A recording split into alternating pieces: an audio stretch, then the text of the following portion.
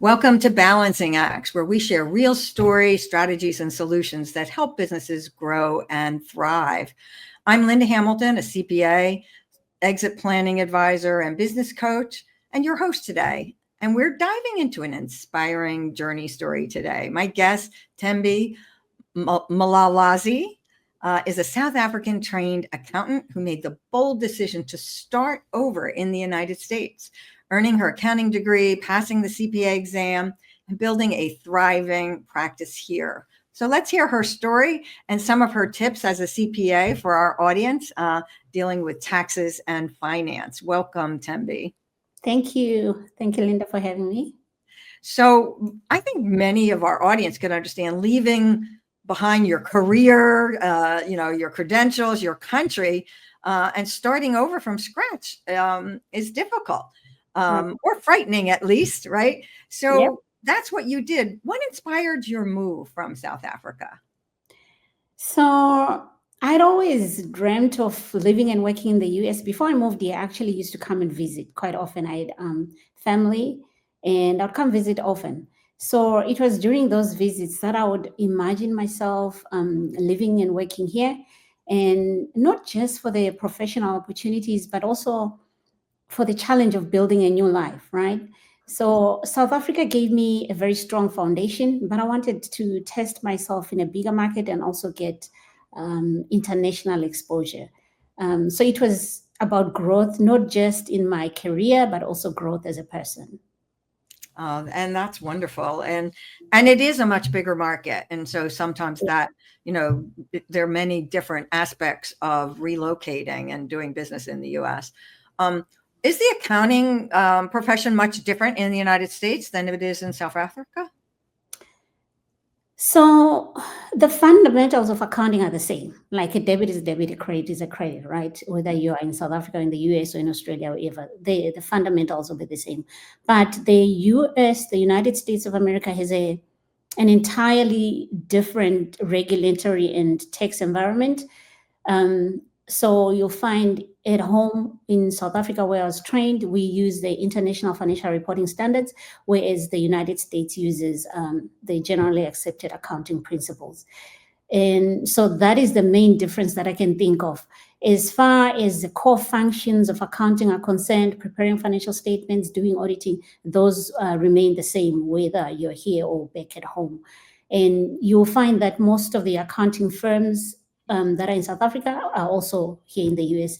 As an example, I was trained at Arthur Andersen and at KPMG, in both of those firms that existed. Well, Arthur Andersen existed then in South Africa and both in the US, and KPMG still exists to this day. So the main difference is really in the environment, tax and regulatory.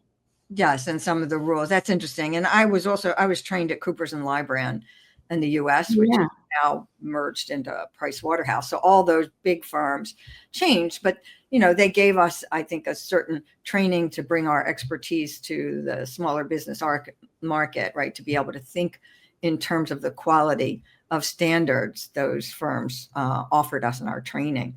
Absolutely. The training was amazing. Right.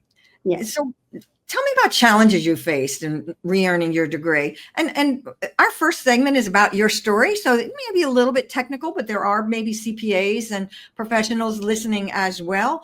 But anyone trying to change and re-earning a license or a degree in a new country will face challenges. What were yours? So, yeah, honestly, it was humbling. There were several challenges, but I'm going to mention a few. And the first one is that I already had lots of years of experience, right? And I had a lot of credentials already, but coming to a new environment, new country, I had to, first of all, I had to explain all the time what a chartered accountant is. Mm-hmm. So most people here are not familiar with chartered accountants. So every time someone, what is that? And the second one is that I had to start from the bottom again. Like I had to prove myself again. And for me, I decided that I wanted to take the local CPA exam. Well, I got tired really of explaining what a chartered accountant is. So I took the 4 CPA exams And I had to also redo my master's in tax. I went back to law school and I did my legal studies in tax because of what I said earlier. The United States has a very different tax environment. And I found that balancing work and studying and trying to adapt to a new country had its own challenges. But I am glad that even though it was overwhelming, that experience taught me a lot of patience, and it also taught me to be resilient. Well, I want to congratulate you on that accomplishment, because it is, for an adult to start over and to do all the studying that is required, and it takes perseverance. And so really it's an amazing accomplishment, and congratulations. And I did go to school at night, so I went 10 years at night to do the accounting degree, and that's Wow. nothing compared to coming and starting over when you've already succeeded. So wonderful, wonderful. It's an inspiring story. Thank you. Thank you. So was there a defining moment that made you feel like, yes, I made it, I'm done? Yeah, the day I got my CPA license, it was an emotional moment. For me, it wasn't just a certificate, right? It was actually validation that, all those long nights, all the inconveniences that I went through, all those sacrifices that I had to make. It was validation that all of those were worth it, right? And the other time, I would say, after I started my firm, like a few months after I started my firm, I got my initial clients referring new clients to me. And that for me also was like, wow, I'm doing something good here, because it helped me realize that I had built a network in a place where I didn't know anybody when I first got here. So those are the two things that I think stand out for me. And again, so much pride, I think, in doing that and changing and then starting your own business, which is a lot of what our show Balancing Act is about, is balancing business and life, right? So for our audience who are not maybe in our profession, some might be, there could be lawyers starting new businesses coming from other countries. What advice would you give to anyone else who wants to start fresh in a new country, or any new industry for that matter? So I would say just let go of the ego and embrace learning again. It's something that I call a teachable spirit. One needs to have a teachable spirit, right? And you also need to be patient with yourself and patient with the process. Like, don't try and take shortcuts, just be patient. And another important thing is for one to surround themselves with supportive people. You want to have people around you that will encourage you on the dream that you have, on the journey that you're on. So have people that will motivate you. So, for example, studying in a new country, you probably have to do the night thing that you're saying, studying at night. I had to do that. You had to do that. And that means denying yourself a lot of other social activities that are happening at that time. And you want to associate with people that will encourage you to do that and not encourage you to go and attend the social events instead. That is so true. I do remember being studying for exams while everybody else was watching the football game or something. Right. It lasted forever. So yes, when you really want something and you have that commitment. And in our last few minutes of this segment, you have such a great story, and I think added to it is that you actually started your own practice as opposed to. So let's talk about that. What made you actually to start your own practice? So, excuse me, before I came over to the US, I was already running my small practice back in South Africa. So moving here, I knew I first needed to learn the ropes, which is why I went into corporate America while I was studying.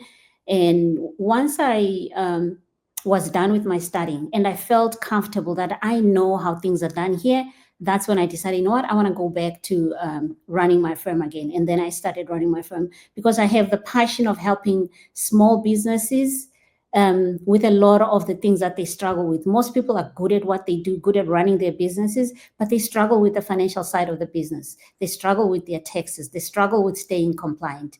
That was one of my biggest motivators in driving. And I find joy in helping the small businesses when a business person's face lights up because their tax issue has been resolved, or they now have clarity on their numbers. That gives me a lot of joy and fulfillment. That is really a great reason to start your own practice. And you're right. I know, I think a lot of us feel that way, who are serving business owners, because this is a service industry, right? Right. In tax. How can people follow you online or learn more about your firm? Sure. So I am on LinkedIn, Tembi Lalazi. On LinkedIn, you'll find us also. My firm name, Architects Advisors CPA, is also on LinkedIn. And on Instagram, you'll find us, Architects Advisors, or on our website, architectsadvisors.cpa. So that .cpa is important because some people will put .com and make a mistake. So it's .cpa. And if you want to send us an email, hello@architectsadvisors.cpa. And do you want to spell that? ACC? ACCTAXADVISORS. So it's Tax Advisors. It's a short of Accounting and Tax Advisors. Thank you. That is, you had an incredible journey of resilience and reinvention. As I say, I'm amazed and inspired by that. And your story, I think, shows that starting over isn't the end, right? It's often the beginning of something even greater. And I hope that inspires others listening. Thank you so much for sharing that story. Stay with us. When we come back, Tembi's and I are going to talk about navigating tax resolution and reliefs when that IRS comes knocking on your door and you're worried about it. Tembi has some solutions for you. Stay with us.